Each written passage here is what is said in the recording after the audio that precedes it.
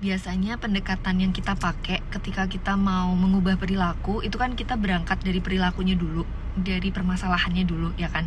Jadi for example, kita udah tahu nih kita harus melakukan sesuatu tapi kita progres kayak gitu. Terus habis itu biasanya pendekatannya coachnya atau aku ataupun terapi ataupun teman-teman mungkin journaling, mungkin kalian journalingnya berangkat dari aku pengen ngapain terus mencari akar masalahnya ya kan, atau aku pengen ngapain terus kok nggak bisa, kayak mental blocknya di mana gitu kan. Ini cara yang paling sering aku pakai juga untuk bantu diriku sendiri dan juga untuk bantu coach aku. Tapi tadi pagi aku nemu sebuah journaling prompt yang menarik banget, dan di situ pertanyaannya adalah perasaan apa yang aku ingin hindari. Aku tahu ini kayak mungkin kalian pernah denger ini juga, tapi the way I looked at this adalah instead of kita ngelihat dari perilakunya, tapi kayak secara regular itu kita refleksi diri gitu. Kayak perasaan apa aja sih sebenarnya yang kita avoid. Satu perasaan pertama, aku kasih contoh ya dari diriku ya. Satu perasaan pertama yang tadi itu muncul banget di aku adalah what I'm trying to avoid adalah rasa marah. Jadi aku menghindari untuk marah sama orang, marah sama diriku sendiri, marah sama orang lain tuh kayak that was karena aku punya luka sendiri ya sama rasa marah gitu. Karena aku dulu takut banget sama diriku yang marah. Kalau aku marah aku dulu bisa ngamuk banget, bisa ngerusak banget, dan bisa bikin orang-orang tuh takut di sekitarku. I push people away. Jadi marah itu buat aku tuh menakutkan gitu kan. Jadi aku menghindari rasa marah. Dan efeknya apa? Jadi aku berangkat dari rasa marah, lalu aku lihat efeknya. Efeknya adalah aku jadi menghindari menghindari jadi aku jadi shutting down. Terus aku juga nggak expressing what I actually feel, aku nggak expressing what I actually want kayak gitu. Tapi sekarang udah nggak terlalu sih gitu, karena aku udah tahu bahwa marah itu ternyata bisa diolah. Artinya oke, aku sekarang mungkin marah dulu gitu, kayak emosinya ada, jadi emosinya dirasain dulu.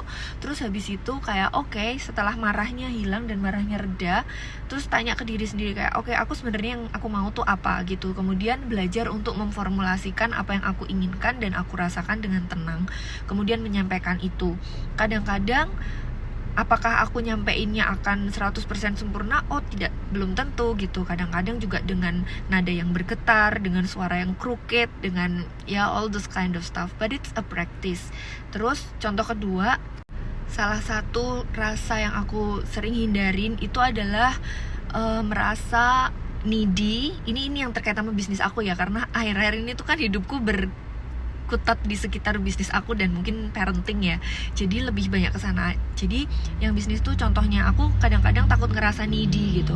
Hasilnya apa? Karena aku takut ngerasa needy dan dinilai needy, itu akhirnya aku misalnya aku punya program ya nggak aku promote. Misalnya aku punya janjian untuk kerja sama siapa, terus orangnya diem gitu, ya kadang-kadang aku kayak aku nggak berani ngerimain kayak gitu.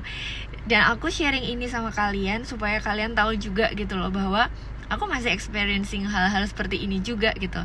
Just because I'm sharing all of this with you gitu, aku punya insight-nya, tapi kadang-kadang I cannot always do that right away gitu. Kadang-kadang it takes me time untuk melakukan itu. Tapi I think the most important thing adalah awareness-nya dulu.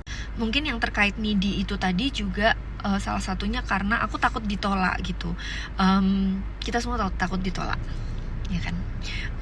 Tapi buat aku, especially aku punya ADHD juga. Jadi di ADHD itu ada yang namanya rejection sensitivity dysphoria.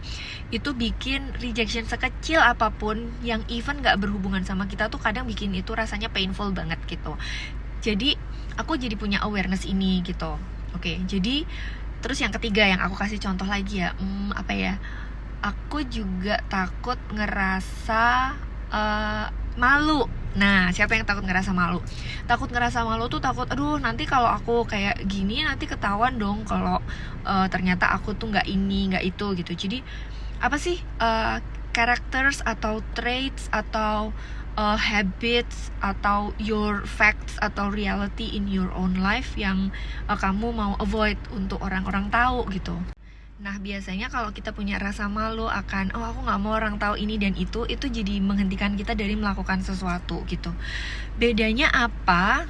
Contoh yang aku kasih sekarang sama pendekatan yang sebelumnya atau yang biasanya orang-orang lakukan atau yang biasanya aku lakukan juga.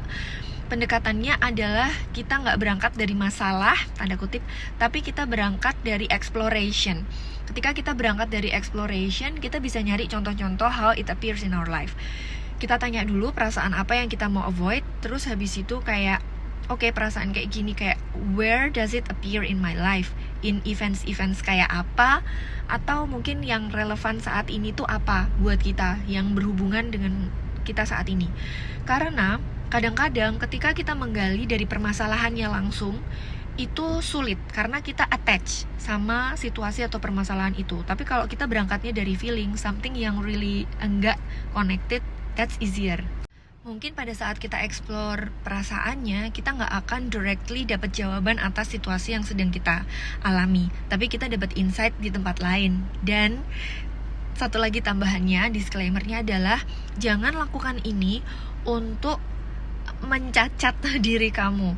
Ini adalah sebuah eksplorasi untuk mengenal diri sendiri, like where can I move forward, where have I been stopping myself, dan gimana caranya biar aku bisa going past that through that gitu. Jadi instead of aku masih nggak bisa gini, aku masih tuh, jangan kayak gitu. Kita tuh healing, kita tuh self growing, developing ourselves itu untuk hidup lebih baik, bukan untuk mencacat diri kita dan untuk menilai kurang-kurangnya kita tuh apa aja. Jangan kayak gitu ya.